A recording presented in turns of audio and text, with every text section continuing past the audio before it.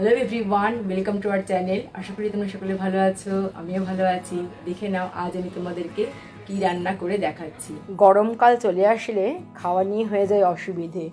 সেই সময় নিরামিষ যদিও বা ভালো লাগে, কিন্তু আমিষ যে কোনো রান্না, বিশেষত মাছ বা মাংস, এগুলো যদি হাই গ্রেভি দিয়ে রান্না করা হয় তাহলে খেতে খুব একটা ভালো লাগে না। আজ এমন একটা রেসিপি তোমাদের সাথে শেয়ার করব, যদিও মাছের, কিন্তু এত হালকা রান্না যেটা গরমের দিনে খুবই ভালো লাগবে খেতে। আজ শেয়ার করছি 5 ফোড়ন রুই মাছের রেসিপি। 5 ফোড়ন রুই মাছ রান্না করার জন্য আমি নিয়েছি একটা গোটা রুই মাছ, মিডিয়াম সাইজের, 10 টুকরো হয়েছে। আর মাছটার মধ্যে অল্প একটু ডিম হয়েছে, দেখতে পাচ্ছ ডিম রয়েছে। জানি না কতক্ষণ থাকবে, রান্না করতে করতে হয়তো বেরিয়েও যেতে পারে। তোমরা নিশ্চয়ই রুই মাছের ডিম খেতে ভালোবাসো, আর কারা কারা খেতে রুই মাছের ডিম ভালোবাসো আমাকে কমেন্ট করে জানাতে পারো। আমার তো খুবই ভালো লাগে। যাই হোক, আর আরেকটা কথা বলার, সেটা হলো যে মাছের যে ফুলকা থাকে না, গিলস আর কি, ওটা কিন্তু আমি ফেলে দিয়েছি, কারণ ওর মধ্যে কিন্তু প্রচুর পরিমাণে ময়লা থাকে। তো ওটা যদি তোমরা ফেলে দাও তাহলে মাছটা কিন্তু খুব ভালো করে ধোয়া হবে, না হলে ওর মধ্যে ময়লা আটকে থাকতে পারে। তো মাছের মাথাটা আমি 2 টুকরো করে নিয়েছি।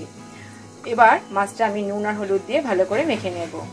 দিয়ে দিলাম টেস্ট অনুযায়ী নুন, আর দিয়ে দেব পরিমাণ মতো হলুদ গুঁড়ো।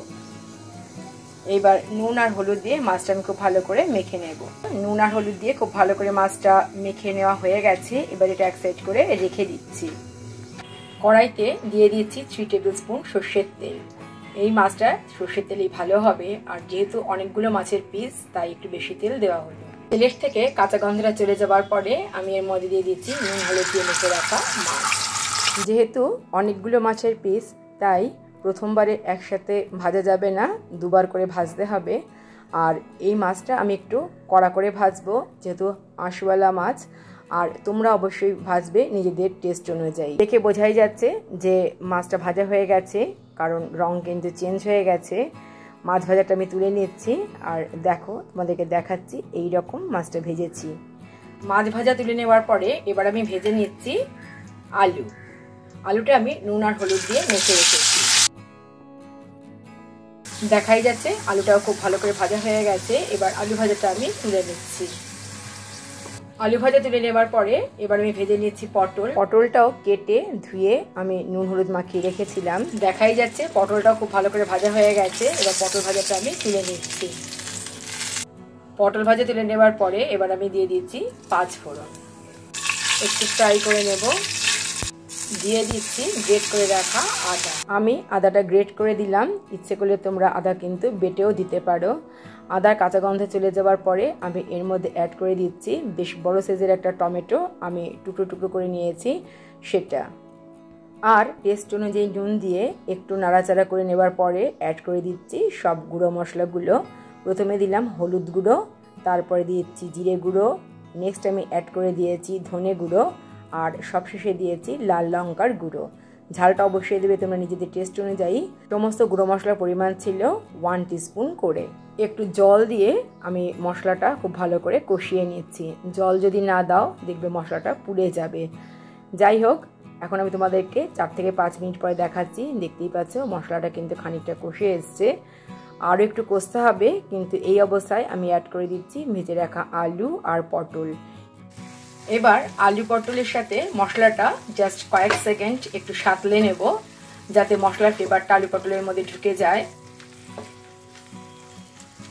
এরপর এর মধ্যে আমি দিয়ে দেব ঈষৎ উষ্ণ জল। যেহেতু গরমের দিন তাই আমি একটু গ্রেভিটা বেশি দেব, আর গ্রেভিটা হবে পাতলা। এই সময় একটু পাতলা গ্রেভি ভালো লাগে। ভারী গ্রেভি গরমের দিনে অ্যাকচুয়ালি আমার তো ভালো লাগে না। তোমরা কমেন্ট করে জানাতে পারো যে তোমাদের ভালো লাগে কিনা। গরমের দিনে একটু হালকা ফুলকা খাবারই ভালো লাগে। একটু নুন দিয়ে দিলাম, যেহেতু জল দিলাম, ভালো করে মিশিয়ে নেব। এবার ঢেকে দেব 3-4 মিনিটের জন্য, যাতে আলু আর পটলটা সেদ্ধ হয়ে যায়।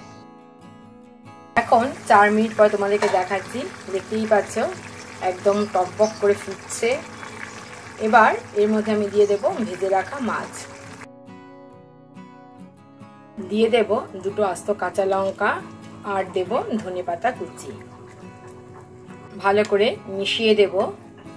এবার গ্যাসের ফ্লেম লোতে আমি ঢেকে রেখে দেব 2 থেকে 3 মিনিট, যাতে ধনেপাতার ফ্লেভারটা ভালো করে গ্রেভির মধ্যে এসে যায়। এখন আমি তোমাদেরকে 4 মিনিট পরে দেখাচ্ছি। এত সুন্দর ফ্লেভার আসছে, একদিকে ধনেপাতার গন্ধ, অন্যদিকে পাঁচফোড়নের গন্ধ, অসাধারণ। এই ধরনের ফ্লেভারে খিদেটা যেন বহুগুণ বেড়ে যায়। তখন কি গরমের দিন আর কি ঠান্ডার দিন। যাই হোক, তোমাদের কাছে অনুরোধ থাকলো একবার এভাবে রান্না করে খাওয়ার জন্য। আর ভিডিওটা প্রথম থেকে শেষ পর্যন্ত দেখার জন্য অসংখ্য ধন্যবাদ। আশা করি আজকের রান্নাটা সকলেরই ভালো লেগেছে। তাহলে আজ এই পর্যন্তই, দেখা হবে তোমাদের সাথে আবার নেক্সট ভিডিওতে। ততক্ষণ পর্যন্ত তোমরা সকলে ভালো থেকো। টাটা।